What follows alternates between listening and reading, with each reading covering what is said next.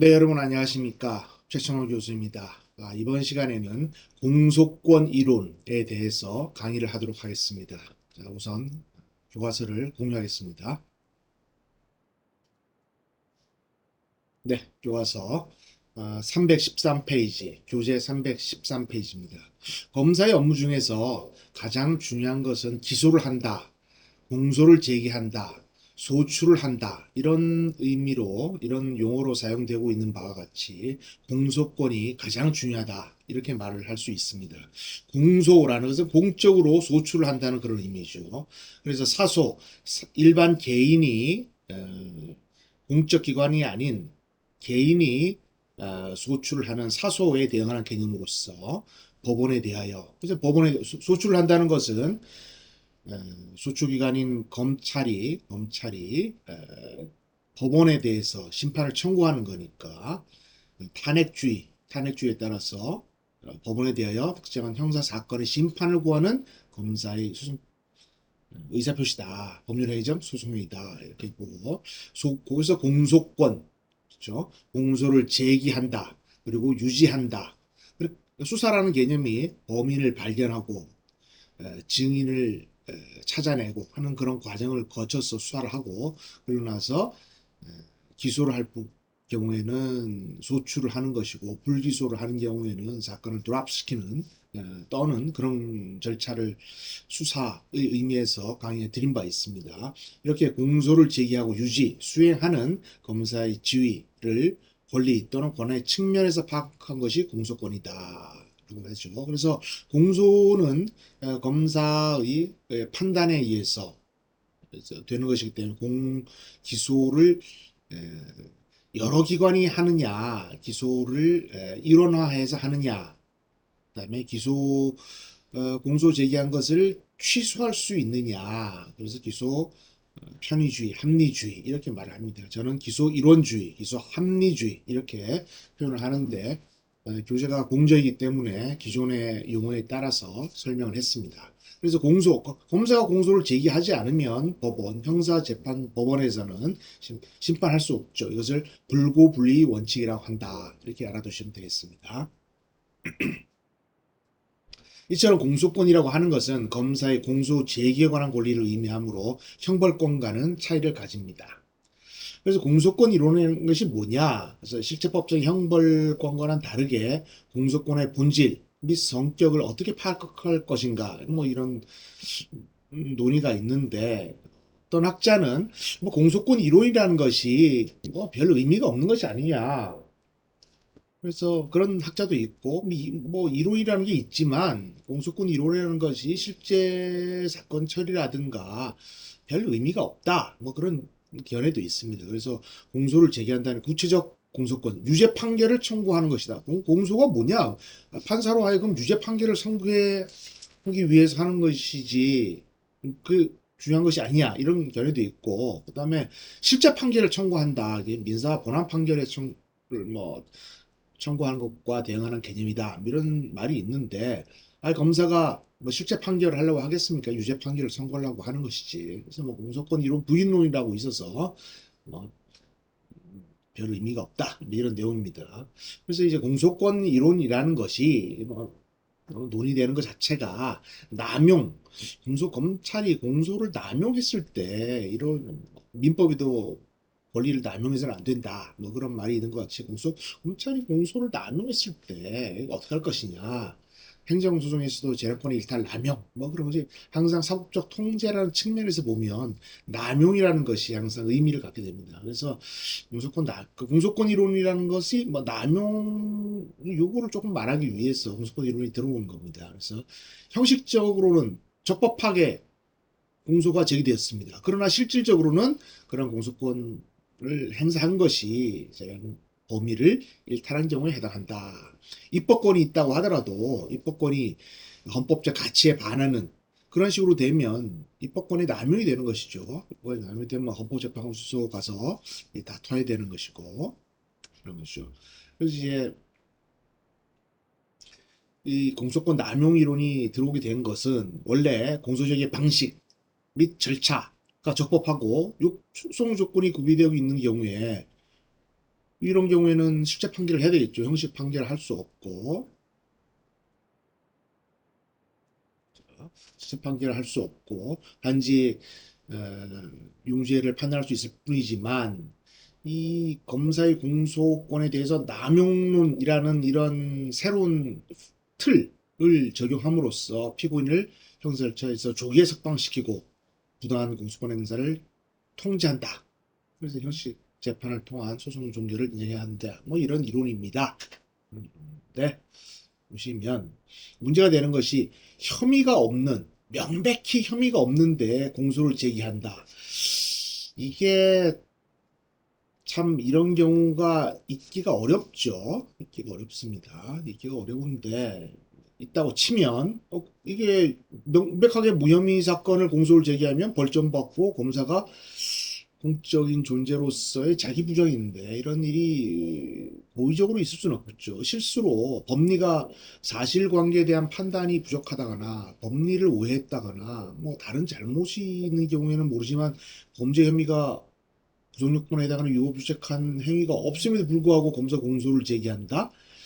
이런 건 사실상은 있기 어려운 일입니다. 그래서 뭐 공소기각 결정을 해야 된다, 판결을 해야 된다, 뭐 이런 말이 있지만 실제 검사 기소를 했으면 법원에서 심리를 해서 무죄 판결을 하면 되겠죠. 그래서 저는 이런 뭐 논의가 강학상으로는 있지만 이런 것들은 좀 이해하기 어려운 일이다. 그래서 뭐 보복적 기소가 있을 수 있다라고 하는데 이게 뭐 별건 수사라는 것이 강학상으로는 인정하기가 용이하지만 실질적으로는 여죄 수사와 별건 수사가 구별되기가 사실상 어려운 것처럼 이게 보복적 기소다라고 하는 것도 강학상으로는 인정되고 정치적으로는 주장이 되기도 하는데 글쎄요 저런 것이 있기가 쉽지 않겠다. 뭐 저는 그런 생각을 합니다.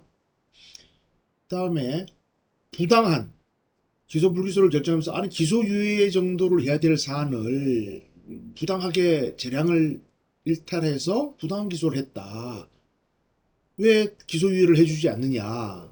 경미한 사건, 초범 학생, 나이가 어리고 사안이 경미하고 합의가 됐고 하면 기소를 해야지. 기소유예를 해야지. 왜 기소를 하느냐.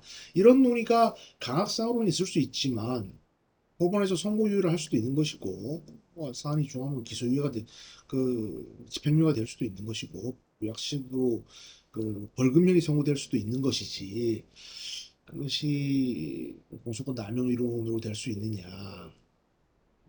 그렇게 보이지는 않습니다. 그래서 이런 소추질량을 위반했다. 그래서 뭐 공소기각 판결을 해야 되느냐, 유죄 판결, 선고유예 하면 되는 거니까 이건 뭐 유죄 판결을 해야 되지 않겠는가 뭐 그런 생각이 듭니다. 그다음에 차별적 공소제기다. 비슷한 사안인데, 잘 비슷한 사안인데, 왜 저 사람은 불기소를 하고 나는 기소를 했느냐. 옛날에 국회 로텐도그에서 불법 시위를 한 사람에 대해서 여러 번 해산명령을 하고, 해산명한 다음에 해산명령을 하지 않은 사람을 기소를 하고 해산명령에 응한 사람 불기소유예 처분을 했는데 기소된 사람들이 동일하게 데모를 했는데 저 사람들은 왜 기소유예를 해주고 나는 기소를 하느냐 차별적 공소제기다 불평등한 기소다 선별 기소다라고 다투었던 적이 있습니다. 다투었던 적이 있는데 그것은 다 양형에 있어서 참작할 바가 있기 때문에 한 것이니까 실제 판결을 하는 것이 적절하다. 저는 그렇게 생각합니다. 그리고 수사 과정에 중대한 위협이 있다. 그럼 이제 위협수입 증거 배제 법칙이 들어왔으니까 이게 위협수입 배제 법칙이 형사소송법에 들어와서 명문으로 규정되어 있으니까 수사 과정에 위협이 있다라고 하면 증거 능력도 없는 것이고 공소기각 판결을 함정수 같은 경우에는 공소기각 판결을 해야 된다 이런 이론도 있는데 함정수사 같은 것도 사실은 그것이 특별한 경우가 아닌 이상 굉장히 판단하기가 쉽지 않다 이런 말씀을 제가 드린 바가 있고 수사 과정에 위협이 있다라고 하면 그것은 위협 수입 증거 배제 법칙에 따라서 판단되어야 될 것이 아닌가 저는 그렇게 생각을 합니다.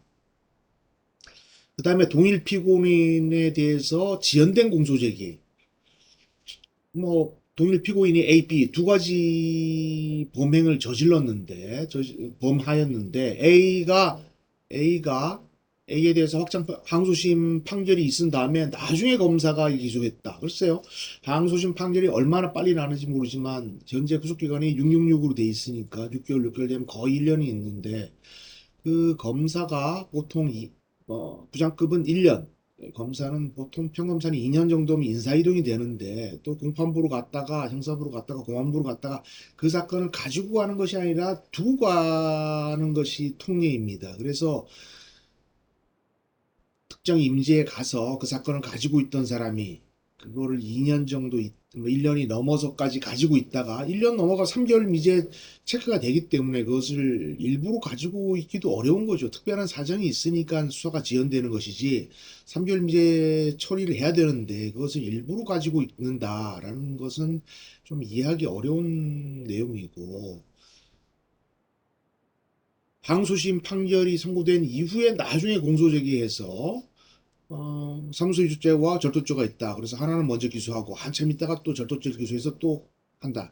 그런 경우를 통상적인 경우라면 상정하기가 어렵습니다. 그런데 그런 일이 있다면 고의적으로 했다면 공소권 남용이다 이런 주장이 가능할 것으로 보이고 근데 형법이 개정돼서 요 조항 경업범 중 판결을 받지 아니한 죄가 있는 때에는 그 죄와 판결이 확정된 죄를 동시에 판결한 경우가 형평을 고려하여 감경 또는 면제할 수 있다고 해서 형법 39조 1항이 개정됐기 때문에 저런 경우에도 형법상으로 형사판이 구제될 수 있습니다. 그래서 이런 경우에도 이게 수사를 해보면 기소 중지가 되거나 참고인 중지가 되거나 해서 사건이 물론 범죄력 조회를 하면 다 뜨지만 자기 기록이 아닌 경우에 뭐 다른 사람 기록인 경우 또는 뭐 기소 중지가 참고 중지가 되어 있는 기록을 찾아서 다 한꺼번에 처리를 해주면 좋지만 자기에게 배당된 사건만 처리하는 경우에는 나중에 저런 경우가 발생할 수도 있겠다라는 생각은 되지만 고의적으로 검사가 이런 행위를 한다라고 하는 것은 적절한 행위가 아니다. 그렇게 보여집니다. 자, 그리고 이제 공소 제기의 기본 원칙, 국가 소추주의냐, 기소독점주의냐 이런 말이 있는데 공소 제기 권한을 국가기관, 특히 검사에게 전담하도록 하는 것을 국가 소추주의다. 국가 소추를 하는 기관으로서 프로시큐션이 검사에게 제일 중요하니까 검사에게 전담하는 것을 국가 소추주의다. 탄핵주의가 나온 게 국가 소추주의인 것이죠. 사인행위형 공소제기를 인정하는 사인소추주의다. 그럼 영국에 있어서 연역적으로 사인소추가 있었다라고 하는데 독일을 보니까 독일에는 국가소추주의, 독일 검찰이 소추를 하면서 주거침입, 모욕, 상해죄, 협박 뭐 이런 죄, 경미한 죄에 대해서는 사인소추를 예외적으로 인정하고 있고 프랑스에서도 인정하고 있다라고 영국도 인정하고 있고 하는데 그렇게 많이 이용된 것으로는 보이지가 않습니다. 기소 이론주의. 저는 어떤 권한을 독점한다. 그러면 의회가 입법을 독점한다. 왜 의회 입법에는 비난을 하지 않는가요? 판사가 재판을 독점한다. 왜 그런 말을 쓰지 않죠? 그렇지 않습니까? 왜 판사가 독점하느냐, 재판권을. 판사의 권한을 나눠라. 왜 의회가 국민의 대표라고 해서 입법권을 함부로 남용해서 나치의 수권법 같은 것을 만드느냐, 이런 비난이 있을 수 있지 않습니까? 그래서 저는 그런 독점이란 용어가 이게 아마 독일 용어를 번역하다 보게 된 건데, 저는 기소가 기소 이론주의다라는 권한을 저는 씁니다. 이게 일반적으로 독점주의로 쓰니까 기소 이론주의다라고 쓰고 공소는 검사가 제기해 수행한다라고 하는 거죠. 검사 이론주의다. 라고 돼 있고 기소를 일원화해서 검사에게만 하면은 공소권, 검찰권을 남용할 수 있지 않느냐. 그래서 공소권 남용 이론도 말씀드렸지만 그래서 부당한 불기소를 하는 경우에 항고제도, 그다음에 통지제도, 재정신청제도, 헌법소원제도 이런 것으로 기소이론주의를 통제하고 있다 이 말씀드리고 예외로는 경찰의 즉심 뭐 20만 원 이하로 돼 있지만 이게 뭐 유치원 감찰 가서 기록을 보면 형사사건화 되는 것도 경찰의 서장이 직결로 넘겨서 그런 사건이 많이 있어서 범죄가 암장되는 그런 경우가 많이 있었던 것으로 보입니다. 기소 편의주의는 뭐냐? 기소유예를 할 수 있다는 겁니다. 기소 편의주의는 공소 수사 결과 공소 제기함에 충분한 혐의가 인정되고 소추 요건을 갖춘 경우에는 그런 경우에라 하더라도 재량에 의한 불소책임을 인정하는 원칙을 말하고 반드시 공소 제기해야 되는 법정주의다. 독일은 기소 법정주의인데 그러면 기소 편의주의는 사건을 검사가 마음대로 편의적으로 임의적으로 처리해 버리니까 부당한 결과가 올 수 있지 않냐 그러는데 이게 또 용어상의 문제인데 기소 합리주의다. 그죠? 기소유예를 할 수 있다는 거죠. 기소유예. 우리나라 형소법이 검사는 이뭐 나이라든가 초범이라든가 합의 여부, 범죄의 경위와 그다음에 사건 후의 정상 등을 참작해서 공소를 제기할 수, 기소유예를 할 수 있다는 것이 기소 편의주의인데 이 형사 정책적으로 보면 미국에서도 한 5% 이내의 사건만 주얼 시스템으로 배심제로 가는 거죠. 3.6%라고 뭐 통계를 보면 3.6%, 5% 안팎으로 그 배심제를 갈 뿐 나머지는 전부 플리바게닝으로 사건을 떨죠. 그렇기 때문에 미국의 형사사법 체계가 유지될 수 있는 겁니다. 우리나라는 플리바게닝 제도를 유죄협상 제도를 인정하지 않고 있으니까 그러면 기소유예를 간단한 사건 뭐 13, 14세의 초범인 학생이 경미한 행위를 해서 합의도 됐고 반성하고 있는데 그런 걸 기소를 해서 그 법원에서 또 소년부로 송치한다든가 소년부로 보낸다든가 해서 그렇게 하는 것이 바람직하냐. 검찰이 기소 형사 정책적 의미에서 기소할 수도 있는 기소유예를 할 수 있는 거 아니냐. 그래서 장단점이 있고 장점이 있고 그다음에는 검찰이 마음대로 해서 정치적 영향을 배제할 수 없다. 근데 아까 말씀드렸지만 검찰이 마음대로 기소유예를 한다거나 하는 점에 검찰 시민위원회도 있고 해서 어리숙할 때처럼 그렇게 마음대로 할 수 있는 건 아닙니다. 비판을 받고 있기는 하지만 그렇습니다. 편의주의, 기소유예를 할 수 있죠. 기소유예란 공소제기에 충분한 혐의가 있고 조건이 구비되어 있음에 불구하고 형법 51조의 사항을 참작하여 공소를 제기하지 않을 수 있는 것을 말한다. 기소유예.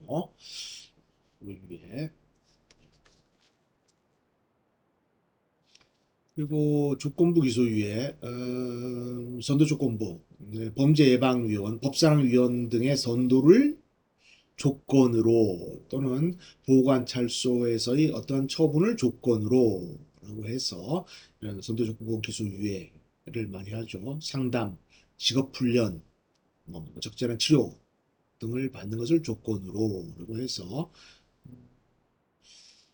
이런 것이 적절하냐라고 하는데 실무상으로 되고 있으니까 실무상으로 이런 것이 되고 있습니다. 뭐 판사가 할 거를 왜 검사가 하느냐 하는데 그것은 입법 정책의 문제니까 틀렸다고 말하기 어려운 것 같고 일부 ABC 세 개를 범행했는데 A는 기소유예를 해주는 게 맞고 B, C는 기소하는 게 맞다라고 하는 경우에 그런 때는 A만 기소유예를 하고 B, C는 기소하고 그렇게는 처분을 안 합니다. 통상 A, B, C를 다 기소를 하고 그렇게 합니다. 근데 뭐 긍정설, 부정설이 있는데 실무상 일부 기소유예 처분을 하지 않고 있기 때문에 그건 학자들이 하는 얘기고 실무상으로는 A, B, C가 있는데 A는 기소유예함이 상당하다. 그런데 B, C는 기소함이 상당하다라고 했을 때 A, B, C를 다 같이 기소합니다. 이제 공소 취소. 공소는 제1심 판결 선고 전까지 취소할 수 있다라고 돼 있지만 위임 정결 규정에 공소의 취소는 검사장 정결로 돼 있습니다. 근데 검사장도 이제 고검사장 승진해서 검찰총장하고 법무부 장관도 한번 해보려고 하는데 자기가 검사장 재임 시절에 공소 취소를 많이 하는 것은 검사의 잘못을 검사장이 책임을 지는 거죠. 전임자가 기소해놓고 떠났는데 부임자가 와서 공소를 취소한다. 이런 경우는 상정하기가 어려운 얘기고 헌법재판소에서 위헌 결정이 났을 경우에만 공식적으로 공소를 취소합니다. 그렇기 때문에 공소 취소는 사실상 거의 이용되고 있지 않는 제도다. 이렇게 알두시면 되겠습니다. 공소 취소. 공소의 취소란 검사가 공소 제기를 철회하는 법률 행위적 소송행위다. 잘 이용되고 있지 않다. 공판을 하다가 보면 공판 검사에게 재판장이 요 부분은 행위가 ABCD 행위가 있는데 동일한 상해 사건에서 A, C 행위는 인정되지 않으니까 공소 좀 취소해 주면 어떻습니까? 하면 구두로서도 취소하는 경우가 있습니다. 그래서 원래는 공소 취소하면은 내부 보고를 하고 결재를 받아야 되는데 공판 검사가 마음대로 취소하는 게 나중에 감사지 지적되기도 하고 그렇습니다. 공소 취소는 검사만이 할 수 있는 것이고 검사가 공소 취소 작을 때는 검사장 승인 받아서 하는 것이고 공판장에서는 구두로 고술로서도 할 수 있습니다. 자, 뒤에는 지정시청 제도니까 오늘은 공소 취소. 오늘 시간에는 공소권 이론과 공소권 이론에 대해서 유죄 판결을 법원에다가 청구하는 것이 공소권의 이론이 아닌가라고 하는 점을 말씀드렸고, 공소권 남용 이론, 혐의 없는 사건, 차별적 공소제기, 위협이 있는 경우, 그리고 공소제기 기본 원칙인 국가소추주의, 기소 일원주의, 기소 합리주의에 대해서 설명을 드렸습니다. 네, 정치해 주셔서 감사합니다.